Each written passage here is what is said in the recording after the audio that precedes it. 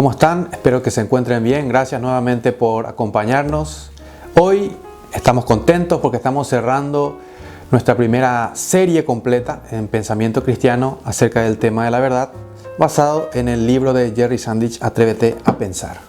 En realidad, este cierre de hoy no es parte del libro en forma subsecuente, sino que estamos retomando de la idea de cómo poder saber realmente y encontrar la verdad. ¿Cómo podemos saber finalmente cuál es el camino para encontrar la verdad? Nos habíamos detenido en uno de los videos anteriores de los criterios como prueba de la verdad. Te invitamos a ver ese video si no lo has visto todavía. Y hemos explicado que la mejor prueba sería la consecuencia sistemática. En eso queremos presionar un poco más y en algunos elementos más que queremos compartir con ustedes hoy. Bueno, tenemos que marcar dos cuestiones primero. Estamos retocando un poco lo que ya conversamos. Una cosa es la definición o la naturaleza de la verdad y otra cosa es la prueba de la verdad. Son dos cosas distintas, naturaleza y prueba. La naturaleza de la verdad es la correspondencia, es decir, la verdad puede ser definida como aquello que se corresponde con la realidad. Todo aquello que se corresponde con la realidad es verdadero. Y el título que sobresale ahí, por supuesto, es la correspondencia. Yo puedo decir, la silla está en el patio. Si eso es así, si ocurre y la silla está en el patio, eso se ajusta a lo que yo acabo de decir, entonces se puede considerar como verdadero. Pero hay un procedimiento para lograr probar si eso es cierto. Alguien tiene que ir al patio, observar que la silla está ahí, y para eso se necesita una prueba de la verdad. Hay que cumplir con unos pasos. Hay muchos criterios que son falsos, entre ellos los sentimientos no son la mejor prueba, la tradición, las costumbres y otros. Pero la consistencia sistemática, que es el título que le ha dado nuestro autor, es el término que nos ayudaría a encontrar el mejor criterio para probar la verdad. Jerry Sandich utiliza dos palabras para titular finalmente a su método, la consecuencia sistemática. Entonces son dos palabras, consecuencia y coherencia. Según él, la consecuencia significa que toda idea sea verdadera, será consecuente con cualquiera otra que se conozca. En resumidas cuentas, a mi entender, él utiliza la palabra consecuencia como sinónimo de correspondencia. Cuando uno es consecuente consigo mismo, quiere decir que lo que dice es consecuente o se corresponde con lo que hace. A mi entender, él utiliza más o menos como sinónimo la palabra consecuencia, como sinónimo de correspondencia. Pero como no es suficiente como prueba de la verdad la correspondencia, es la definición, pero no la prueba, la correspondencia o la consecuencia necesita un elemento más, y él indica que ese elemento es la coherencia.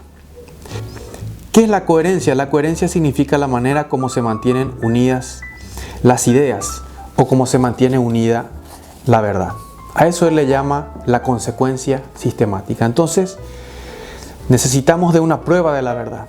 Alguien tiene que ir a ver si está o no la silla afuera. Eso, por supuesto, es algo muy sencillo. Alguien nada más tiene que tomarse la molestia de dar unos pasos y corroborar. Pero ¿qué pasa si tenemos que averiguar si alguien que es mencionado como un personaje histórico vivió o no vivió? Ya no podemos utilizar la correspondencia. Ya no es como salir a observar afuera y encontrarnos con esa persona, porque la persona ya no está. Se supone que vivió. Entonces tenemos que sumarle a la consecuencia la coherencia. ¿Qué elementos tenemos para conocer a la persona? Por ejemplo, hay documentos que hablan de su vida. Hay elementos que respaldan que existió. Tiene un vestuario. Tiene algún elemento parte de su vida. Si hablamos del Mariscal López, ¿hay una espada? ¿Hay acaso una bota que utilizó? Entonces, necesitamos de unir esos cabos. ¿Qué pasa si alguien dice, este es el vestuario del Mariscal López? Pero al analizar un poco nos damos cuenta de que esa tela no se corresponde con el tiempo en el que vivió el Mariscal López. Entonces, no hay coherencia. Por eso necesitamos de la coherencia. Vamos a dar un salto aquí y vamos a adelantar alguito. Por lo menos lo vamos a a comentar. Más adelante hablaremos de la Biblia. Pero ¿sabías que la cosmovisión cristiana y la Biblia tienen suficiente respaldo como para considerarla que se corresponde con la realidad? La consistencia sistemática es algo que favorece a la Biblia y a la cosmovisión cristiana. Hay suficientes documentos para conocer a Jesús como un personaje histórico. Solo tenemos que leer un poco más.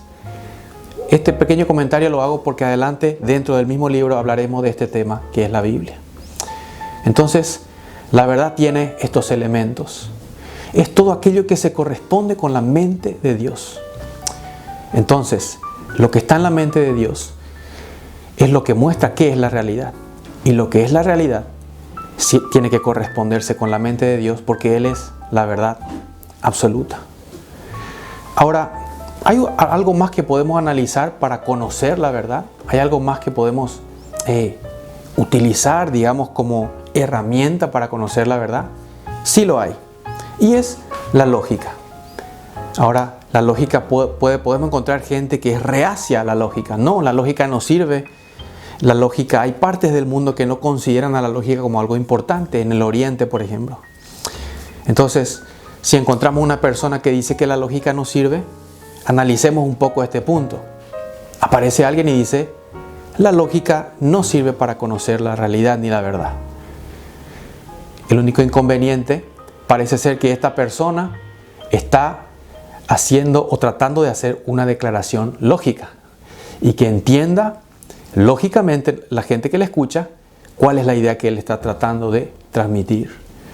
Cuando yo tengo que utilizar un principio para negar ese principio, entonces podemos concluir que el principio es innegable. Cuando tengo que utilizar la lógica para negar la misma lógica, es porque es ineludible. Esto lo dice Norman Geisler. Simplemente llega a la conclusión en su libro de apologética que la lógica es ineludible. Incluso en el intento de negarla, tenemos que utilizarla. Por lo tanto, la lógica es parte de nosotros. El mundo es inteligible, es decir, puede ser analizado, estudiado. Nosotros tenemos inteligencia, es decir, tenemos la herramienta para acercarnos a estudiar el mundo. Tenemos el razonamiento y la lógica está a nuestro favor. J.P. Morrilland, otro gran filósofo cristiano, analiza las 3 leyes de la lógica. Desde luego que no es obligatorio que sepamos estas 3 leyes de memoria, pero no haríamos mal en tenerlas en cuenta. Vamos a analizarlas una por una y con algunos ejemplos es posible que se entienda mejor.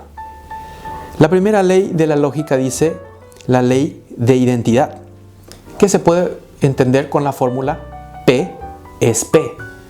Es decir, una premisa es una premisa o una cosa es esa misma cosa. Si yo quiero estudiar un árbol de manzana, no puedo irme a un árbol de naranjas. Tengo que respetar el principio de identidad y voy a estudiar un árbol de manzanas. Y cuando quiera cambiar, tengo que estudiar otro árbol. Si yo quiero sentarme en una silla, no me puedo sentar en una mesa, porque la silla es la silla y la mesa es otra cosa, es la mesa. Esto es muy básico, lo utilizamos todo el tiempo y es un principio de la lógica. Aunque hay mucha gente que se confunde, que puede creer cosas muy extrañas, como por ejemplo que la materia puede producir algo distinto a sí misma, lo que está haciendo es violando el principio de identidad. La segunda ley de la lógica dice ley de la no contradicción. Ya hemos hablado un poco de esta. Si hay 2 personas observando un perrito, una persona dice ese perrito es totalmente negro, la otra persona dice ese perrito es totalmente blanco, no pueden ser ambos verdaderos al mismo tiempo y en el mismo sentido. Eso es lo que dice la ley de la no contradicción. 2 opuestos no pueden ser verdaderos al mismo tiempo y en el mismo sentido. Uno de los 2 tiene que estar equivocado o seguramente los 2 tendrán problemas de vista y vendrá un tercero que nos puede decir qué color es el que tiene el perrito. Así que esta es la ley de la no contradicción y se puede representar de la siguiente forma, ¿verdad? P no es no P. Una premisa no es su opuesto, son diferentes. Y el último es la ley del medio excluido. Se representa de la siguiente forma. Algo es P o no P. Podemos decir que algo tiene que ser o verdadero o falso. No hay punto medio. Puedo salir a mi casa, afuera de casa, y mirar y decir, está lloviendo. Y sale mi esposa y dice, no está lloviendo. No solamente no pueden ser verdaderos ambos, sino que uno sí o sí tiene que ser verdadero y el otro sí o sí tiene que ser falso. No hay punto medio. Puede venir alguien y decir, pero está lloviznando. Entonces, como que es una verdad a medias. No está lloviendo, sí está lloviendo, pero vamos a ponernos de acuerdo y vamos a decir que está lloviznando. No existe eso. La persona que dijo que no está lloviendo se equivocó. Al menos aquí, en nuestra parte, en esta zona de Paraguay, cuando llovizna ya decimos está lloviendo, y eso ya incluye toda idea de lluvia, ¿verdad? Entonces la persona que niega que está lloviendo simplemente se equivocó. Espero esto te sirva y puedas ejercitarte mucho más. A lo que quiero llegar finalmente con la lógica es que, y acá debo mencionar algunos versículos bíblicos, la lógica es más que una simple herramienta para conocer la verdad. En el Evangelio de Juan, capítulo 1, versículo 1, dice en nuestras versiones en español, en el principio era el verbo, y el verbo era con Dios, y el verbo era Dios. Versiones más actualizadas dicen, en el principio era la palabra, y la palabra era con Dios, y la palabra era Dios. El texto original en el griego realmente es la palabra logos, que se podría leer así. En el principio era el logos, y el logos era con Dios, y el logos era Dios. Logos es una palabra con muchas acepciones, inventada por un filósofo muy antiguo llamado Heráclito, que quería cerrar la idea más importante del universo, como la razón principal, el argumento más importante, aquello que sostiene el universo. Él le puso el nombre Logos. El apóstol Juan toma ese texto y en su evangelio pone a Cristo como el Logos. Una de las acepciones de la palabra Logos es lógica. Justamente se relacionan las raíces. La lógica deriva de la palabra Logos. Bien podría leerse también así el texto bíblico. Y en el principio era la lógica. Y la lógica era con Dios. Y la lógica era Dios. Es decir, para nosotros la lógica no es solo una herramienta, sino que es la verdad, es el argumento principal, es aquello que sostiene el universo. La misma idea que tenía Heráclito lo toma el apóstol Juan y lo aplica al mismo Jesucristo. Jesucristo no solo tiene lógica, Él es la lógica. El universo está ordenado gracias a Él. El universo tiene como una esencia brillante gracias a Él. Y también dice en el mismo Evangelio, capítulo 8, versículo 32, y conoceréis la verdad, y la verdad os hará libres. Por eso tocamos este tema.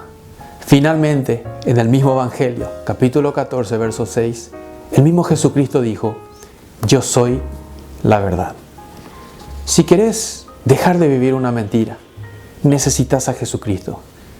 La cosmovisión cristiana no está fundamentada en algo fuera de la razón, sino que la esencia del cristianismo, que es Cristo, es la lógica misma, y Él es la verdad. Aquello que se corresponde con la mente de Dios es la verdad, y Cristo es el Dios que vino a morar entre nosotros, y vino a mostrarnos a ese Dios. Si no tenés a Cristo, lastimosamente tu vida será solo una mentira. Y como dice el dicho, la mentira tiene patas cortas. No llegarás lejos viviendo una mentira. Hoy, más que nunca, cerrando esta serie, te pedimos que reflexiones de lo más profundo de tu ser y corazón y puedas tener en cuenta que hoy puede ser el día en que Dios te esté llamando, que tu corazón esté siendo llamado por la verdad misma en persona. Puede ser que te sientas un esclavo, no es otra cosa que porque estás viviendo una mentira. Y acordate, si quieres ser libre, tienes que conocer la verdad porque la verdad te va a hacer libre. Y esa verdad se llama Jesucristo. Él es la verdad en persona. Así que de esta manera cerramos nuestra serie, esperando que en algún momento, si tenés preguntas, las coloques, las compartas. Si te gusta el video, le des un me gusta, que lo compartas, que te suscribas al canal. Pero lo más importante para nosotros es que te acerques a Cristo. Eso es lo que queremos. Y no te olvides de ver el primer video que sigue siendo para nosotros el primero y el más importante. Si no ves otro video del canal, ve ese primero. Y queremos que lo analices con todo tu corazón, con toda seriedad. Gracias por estar siempre del otro lado y te mandamos un abrazo muy grande. Que Dios te bendiga.